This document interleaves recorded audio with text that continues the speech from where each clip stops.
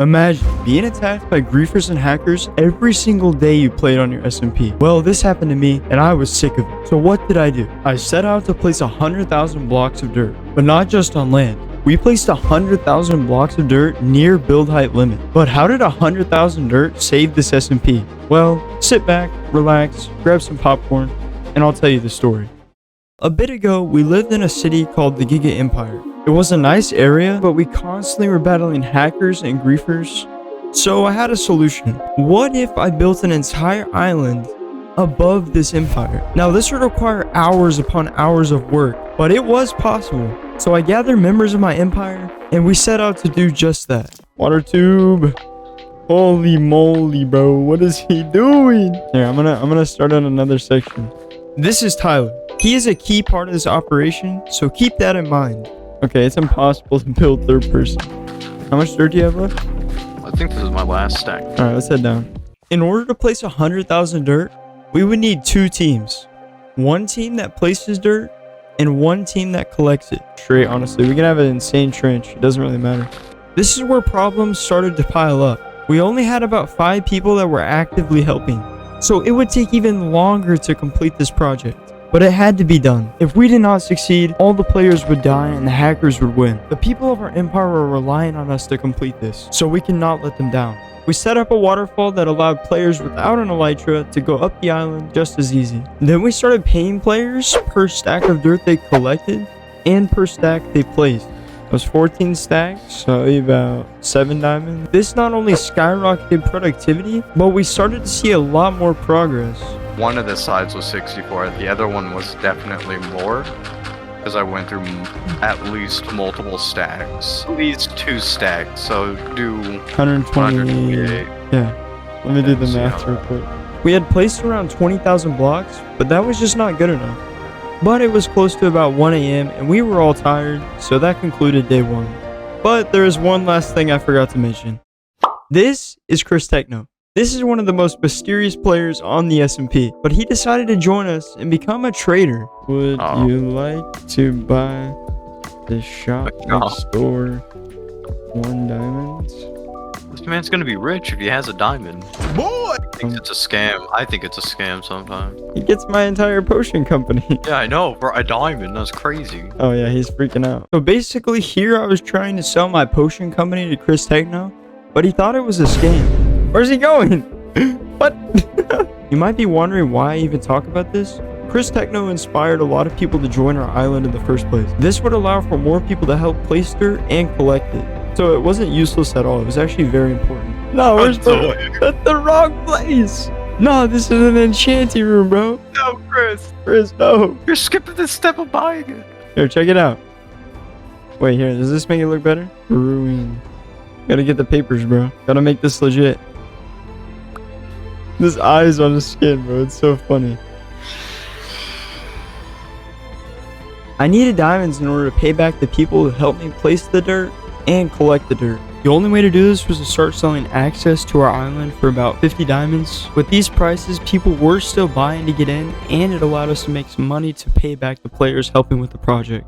After concluding the business deal with Chris Techno and inspiring other people to join our empire, as well as making a little bit of money to help fund the payments for the players, that concluded day 1.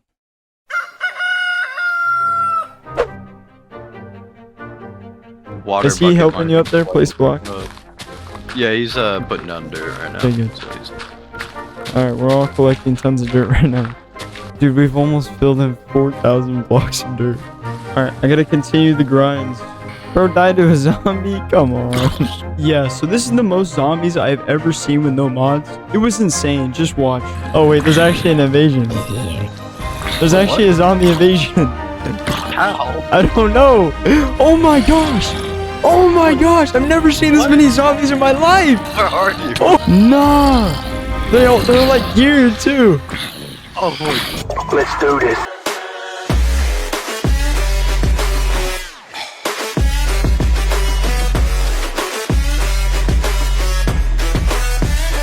Oh my gosh, rip, bro. Here are the goals for day 2. Max out my elytra so I can fly up and down the island. Max out my armor to fight off invaders. And place 40,000 dirt. Bro, Damn, breaking 2. Alright. Alright, boys, we got max elytra. Let's go. Finally, only took 20 years. And a max pickaxe as well. So I got the elytra maxed out, and now it was time to get the max armor as well. So we literally have our own mob farm. This player's name is George. He helped us get max gear to complete this task, but not for free.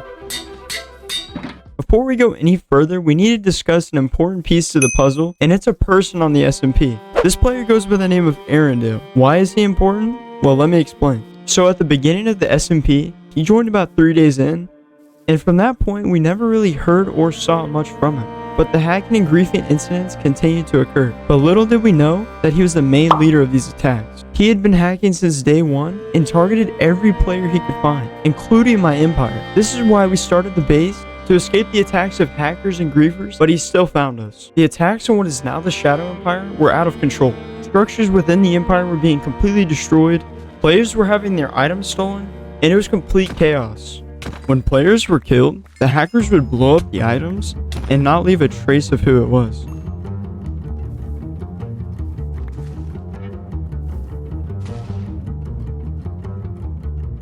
Luckily, within the next day, we were able to ban him from the server, along with a few other players that were hacking.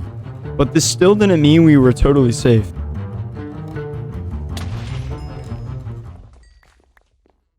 After banning the leader of the hackers, things started to calm down, which meant we could focus on the task at hand, which was getting my max armor and placing 40,000 dirt. After all this time, I finally got it. With these goals out of the way, we had the hardest goal up next, to place 100,000 blocks of dirt onto this SMP. To do this, we would need to find good locations to completely obliterate the surface layer. So we traveled to many different areas far from the base. Dirt grind never stops. I'm not gonna lie, I'm faster at placing dirt than you. I don't know if it's much of a flex, but check this out. In order to collect this 100,000 dirt, we traveled to different locations so we didn't mess up all the land nearby. The first area we traveled to was in the Arctic. We had to mine over the layer of snow, which was fine because we needed it for a future project, but we used shulkers to send lots more dirt back and forth between the base, using elytras and admin TPs which were granted on the server. Through the harsh conditions and the lack of good food, we still managed to push through. However, the players had to take rest at night to avoid phantom spawns, but then quickly resumed the next day. After several hours of collecting dirt in this area, we decided to move on. From this location, we gathered about 30,000 blocks of dirt.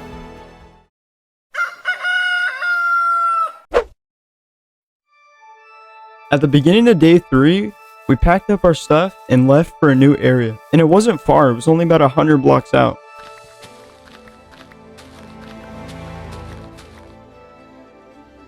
Once again, we placed down the base camp and then we set out to get the final 20,000 dirt.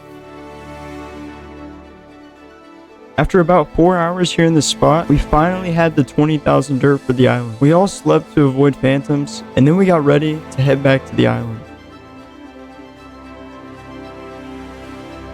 So at the island, the next big task was to place 100,000 dirt, which was an extremely time-consuming task that we had to endure. This took hours to complete, but only halfway through we experienced our first major problem. On the island, we already had placed 50,000 blocks, and there were no torches anywhere. This led to insane mob spawns, and I mean insane. So we had a solution. All we had to do was place light source blocks all around the island, which really wouldn't take too long, or so we thought. And this is what was happening without the light sources.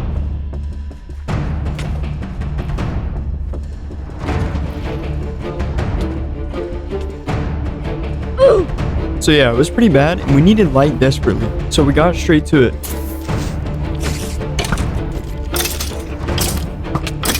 Dude, why are there so many mobs?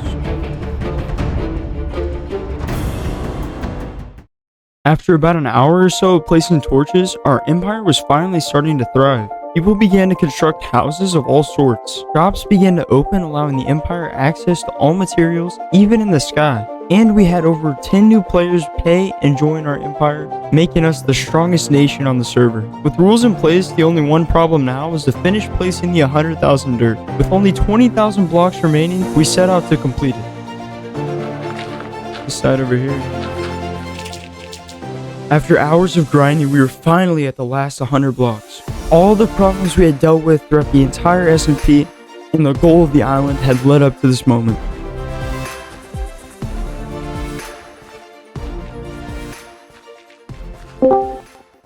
Guys, this is the last block of dirt. Guys, we placed 100,000 blocks of dirt! Yes! Let's go! Yes! Oh my gosh, we did it. That was epic, man. That was I think I epic, celebrated bro. a little too hard. Gosh, bro, we did it!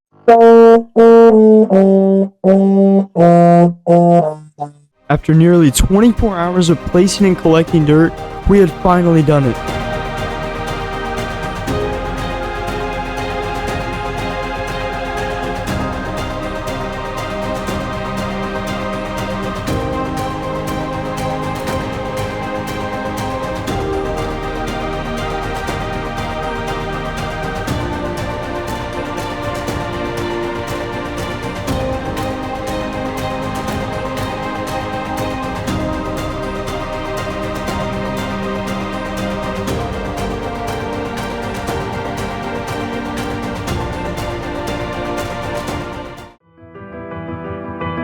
Shout out to everyone that helped complete this project. If you did enjoy, be sure to drop a like as well as subscribe. This video took well over a month to complete, and your support would mean a lot. Comment what video I should make next, and as always, peace out, guys.